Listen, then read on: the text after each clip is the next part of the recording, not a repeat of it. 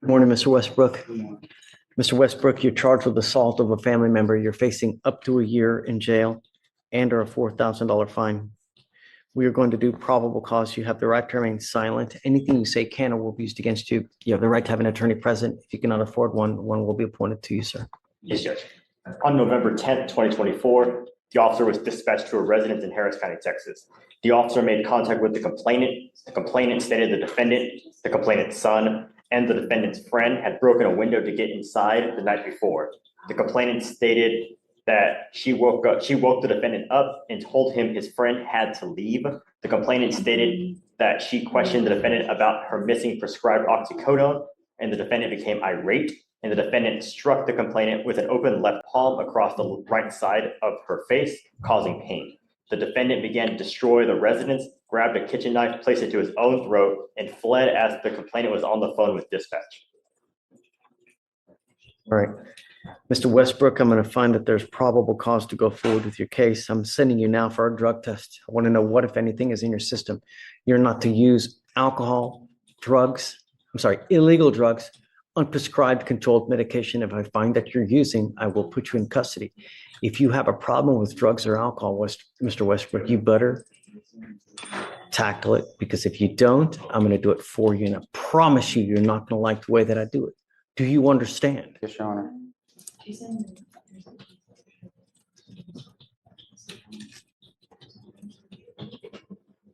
It's now, 12:10. All my lawyers are gone and I need to get the results back, but it's not going to be. So we need to roll this case to either, tomorrow, Friday, come back and we can finish what we're doing. Now it's just too late for us to get the results and finish everything up. I'll let you pick whatever day you want to come back, but we have to come back and finish. Sir, How old are you? I'm 19, sir. What do you do for a living? Right now, I'm just working at a fast food place, trying to get back into college. Who do you live with? My mother, well, that's who I was staying with. I don't want to talk about the case. I only want to know what you're doing in life and see. I'm trying to get back. I'm trying to go to college, get my trade school to become a welder. That would be fantastic. I tell you what, there's no better way to make a killing than getting a trade like that. It's a great idea, Sure. right? Unless you want to go the school route, either way, but you got to do something, because now is the time that you build your life, not at 46, at 48 to try to say, well, you know what, I'm going to go to college now. Most people have their careers by then. Sure. All right. So, we're going to send you for a test now. We'll have you come back and then, we don't.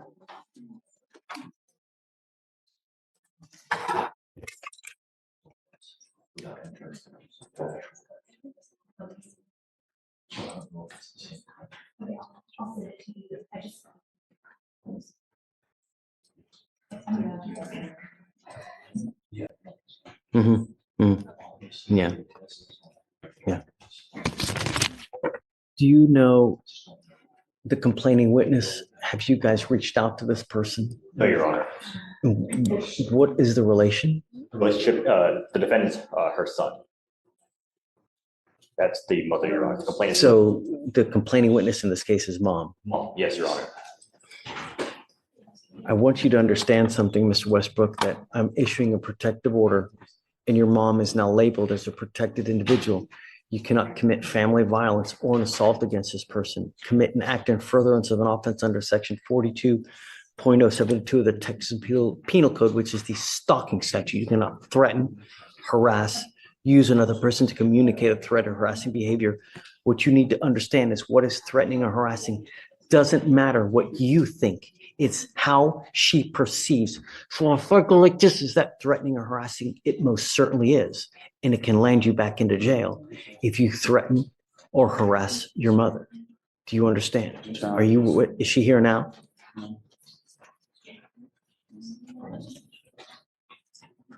want to send her right now. So what we'll do is, guys, this is Westbrook.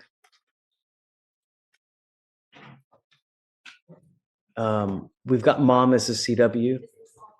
Yeah, or I guess let me give you the cause number. You're right. I'm sorry. It's 253-8133. My concern is that when we have these cases and no one has spoken to the complaining witness, I order no contact. How are we going to do that here? Let me see, Judge, if I can step out and try to contact her. Yeah, do you mind? Let's see if we can, please. All right, so let me impart to you one more thing, Mr. Westbrook. You got out of jail because we gave you a free bond. When we revoke bonds, we normally set them in around 5, maybe 10,000, maybe 15, depending on what happened. If you don't have anyone to pony up that kind of money, you will be stuck in custody until these cases are over with. So when you're out there in the free world, think before you act, think before you speak, because it may be very well. Do you understand me? Your Honor. Okay. What did you want to say? I don't want to talk about the case. I'm not. I was requesting, is it okay if I check myself into the mental hospital? It's not involved the case, but that's where I was supposed to go. My mother had called my shrink, and she told my mother to call the police to take me to the Cypress Creek Hospital, and they told me they were taking me there. How did you get here today? Your mom didn't take you? No, How did you get here? my friend took me, and because I was gonna sign myself into the mental hospital, I Someone now, please. called up here, and they told me, well, that you shouldn't do. Let's do this. Let's do this because I don't want you to say too much, because you never know what you're going to say that's going to end up hurting you. I do, above all else, want to get a test today because I want to know what, if anything, is in your system. Yes, Your Honor. I want to do that. If you fail to go test, if you fail to, I'm going to revoke your bond. I want you to know that. I just want to know what's in your system. And no more dope. It could be very well affecting your life in more ways than you know. When you take, do you take medication prescribed by a doctor? And that's what we're working on. Okay. You got to find something if that's what they prescribe. You got to also have to understand that it may take a while to find something for you to get used to that. When you start taking these psychotropic medications, you may take one and there's a side effect that doesn't agree with you. So you move on to the next one. It may take a couple days, but you got to just wait, find the one that agrees with you, but give it time and be patient because it affects everyone in different ways. So if you find that you're agitated, that you find yourself angry, just time out, relax. It's never the end of the world. Anything can always be resolved with time, love, care. So just take that. Yes, Your Honor. I'm going to appoint your lawyer. I'm going to see if we can get you one here real quick. Okay.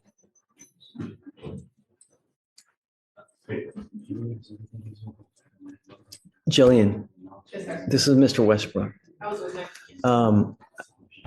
We're going to have him just sign conditions. We'll send him for a test now. They're reaching out to mom. Mom's a complaining witness. He's thinking about checking into a hospital. If you feel that that's something that you like to do, great. That's a good thing. Just want to get help. It's anytime you try to help yourself like that, that's great. And I'm proud of you for doing it because not many people realize that, hey, I may need this kind of help. And we're support you. Anything you need, we're there to help. I can't give you a ride, but do you have a ride here now? Yes, sir. Okay.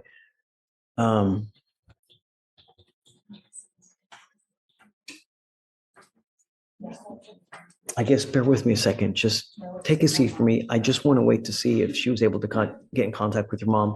Once we do, I'll bring you back up. We can talk. Okay. Thank you, Mr. Westbrook. And good job for coming, huh? Would you like him to return to address results? We're not going to return. We'll send him off another day or two. Yeah. Jillian, you ready?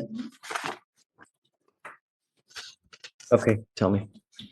So I just spoke to the complaining. You got a hold of her? Yes, I got a hold Yay. of her. She's his mother. She was extremely distraught on the phone. She said that the defendant is mentally disabled. He has a lot of conditions, and he has these episodes I didn't get quite a great understanding of what episodes is, but she had called his therapist or his psychiatrist, and the shrink instructed the complaining witness to get him transported to Cypress Creek Hospital Okay. because he was making harm, like threats of harm to himself. And so this complainant called the police in order to try to get their help in transporting him to the hospital because she couldn't get a handle of it. So she says it was never an assault in progress call and not one that she intended to make. She said when the police asked if the defendant was hurting her, she said no.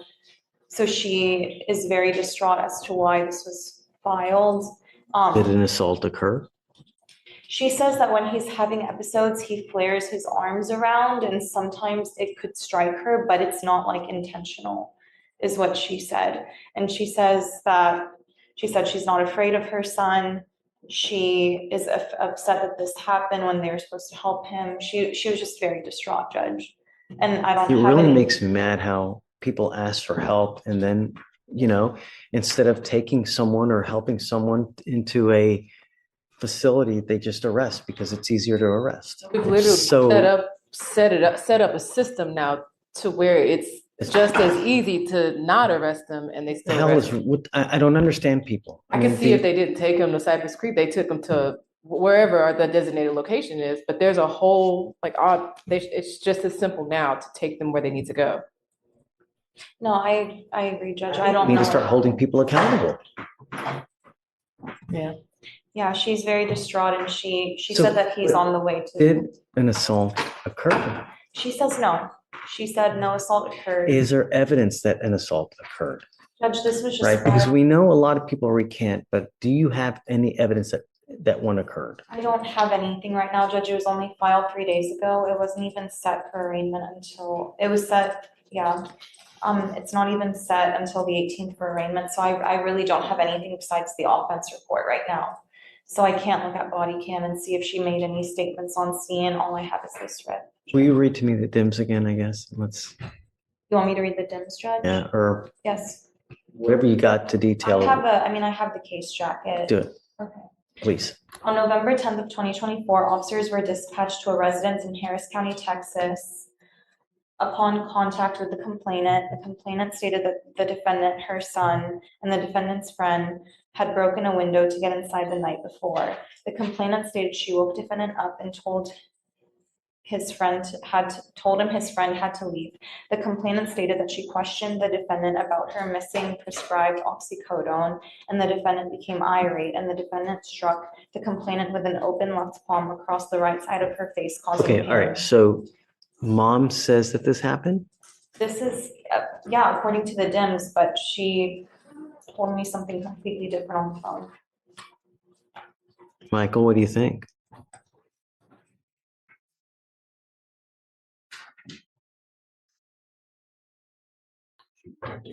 She's recanting, yes. Is this a bond? Are you approaching on bond condition? No, Okay, PC? just on PC. PC. Okay. Ultimately, what's happening is she called the police in an effort to get mental health help. But what ended up happening is they just took him to jail. Now, she allegedly does say that assaultive behavior did occur, but now she's saying something completely different. What's right? Yeah, Judge, I mean, what they do this all the time. They say what actually happened to the police, and then they'll recant the second someone goes to jail. They want them out of the house to be safe because they're in danger at the time. And then when they realize the person actually went to jail and is being held accountable, they call us and tell us, well, nothing happened. I think at this point, I mean, I know it that. takes some time to watch the body cam and listen to the 911, but I think what she said at the scene is what we need to go off of based on PC. And what she's saying to us in the RIP call, we need to evaluate the case at that point. But what's in the offense report, what she told police at the scene, should judge how we evaluate PC for now. And I was gonna say, I would disagree. It's not your run of the mill recanting, because the first phone call that was made was to his psychiatrist. And the psychiatrist says, call the police so they can transfer him to the health hospital. And so that's what she did based on the advice of his doctor. And so That's according to what she told me, Judge, that she called the shrink. Well, she called the person a shrink. So I don't know if it was a therapist or a psychiatrist, which is why I'm saying shrink. She told me that she called them first, but again, that's going off of her word. And if she's recanting now, I don't know how much. I think that for now, I'm going to find it. Okay. But I guess Judge, in lieu of any drug testing right now, I mean, he can go today, but as far as like resetting him for tomorrow or Friday, he is come up, supposed to Mr. Westbrook. he is supposed to be checking in today, as was the plan last week. Is that okay with the court? I'll get the proof that he's checked in. They've got a bed ready for him, and he's supposed to be going in today to the hospital. I'd like to test you real quick because I just want to know what's in your system. Will you go to the hospital afterwards? I think it may be a good idea. You know, your life is valuable. You have only one. When you take a catastrophic move where it's you harm, it's something, it's not like Target, you can return it. You can't, there's some things that you just can't come back from. If you have patience, then anything can be achieved. So don't make rash decisions. Take time, take care. We're here to help you as well. I want to help you. The goal for us is to have you leave better than you came. And if you give us time and be patient, we can help you with that. I have all kinds of resources, have all kinds of things at our disposal to help you. All you have to do are two things: come back and stay in touch with Jillian. She's great. She will help you with whatever you need. She has a direct line to me that she can always call me. If you need anything, we have resources to help you out, but you got to stay in touch with us. And I think that that's a good call. If you make it down there, let me test you real quick. I'm not going to have you come back. Just go directly there to the Cypress place right after. As long as we know that you're there, I'm not going to revoke your bond. We will let you just take time that you need to go do what you need to do. But I got to know that you're there. Sure. If I don't know that you're there and I think you're out monkey business and not doing what you're supposed to be doing, I'll issue a warrant. I don't want to have to do that. So just please stay in contact with us. Do what you say you're going to do, and good things are going to happen. I promise. Sure. You can always get a hold of us. If you ever need anything, just come back here as well. We're always willing to help you with whatever you need. Do you have any questions? Okay. Let's set it off a week. I don't want to do a long one just to make sure that we stay kind of close with Mr. Westbrook. You know, she'll give you her number so that you can always get a hold of her. Okay. All right. But we'll also take care of costs. You won't have to pay for anything. So don't worry about the money. All you got to do is show up and stay in touch with Jillian. Sure. All right. So, quick question. When I do get out of the hospital, just let her know that I am getting out the hospital, correct? So what happens is usually when you check in, we'll get a rough kind of figure for how long you'll be there. I don't know. It could be a day, it could be 2 days. The idea is to get you as the best way you can. And it may take a day or two, it may take a week. I don't know, but stick with it. Yes, sir. You know, take your time. Rome wasn't built in a day, as the saying goes. It takes time. And if you've got the patience, you got the love, you got the want, anything can happen, you know, here soon. And I also have resources to get you on track to help you with welding if you want it. I know people and I'll help you out with it. If you help me with yourself, I will help you with the job aspect afterwards. I promise. Sure. You know? Okay? Sure. All right, Mr. Westbrook. Best of luck to you, okay? We'll see you soon. Yeah. All right. Thanks, Julian.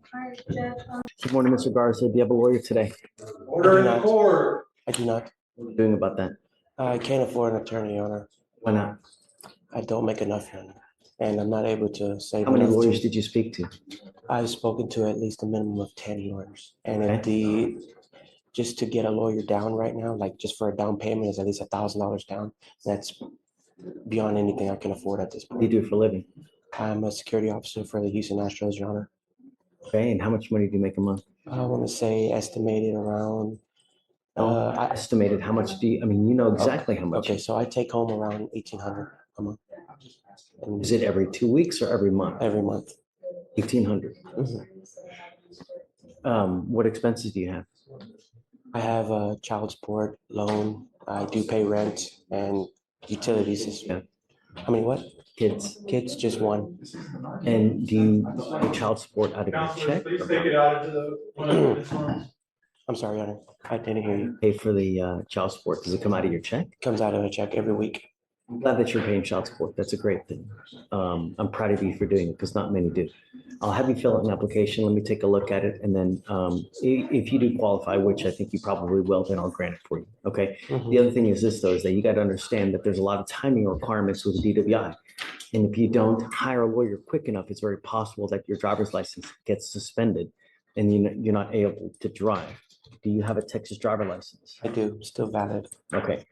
And you, Pending hearing, Your Honor. sorry, say it again? Pending hearing with For the- Texas Department of Public Safety. Got it. Okay, so just be aware that that's an important hearing. You could lose your license, so. The lawyer we give you now is not gonna do that. That's something that you're gonna have to do on your own, or you typically will hire a lawyer to represent you in that hearing. I think it was a $200 some So I don't dollar. wanna, but that's something that you can do on your own. We pay for the criminal case, not for your, because that's a civil case. Okay? All right, if you want to get on over there, we'll give you an application, we'll have you sign a reset, and then we'll have you take a signature box. Please.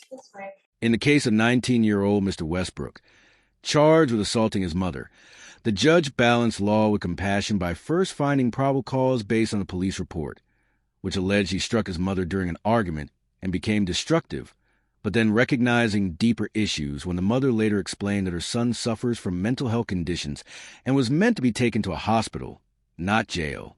The judge ordered a drug test, imposed a protective order to safeguard the mother, and sternly warned Westbrook that any use of drugs, alcohol, or further violence would land him back in custody with a high bond. Also encouraged him to pursue his goal of becoming a welder, offered resources for treatment, and urged him to check into the mental hospital immediately.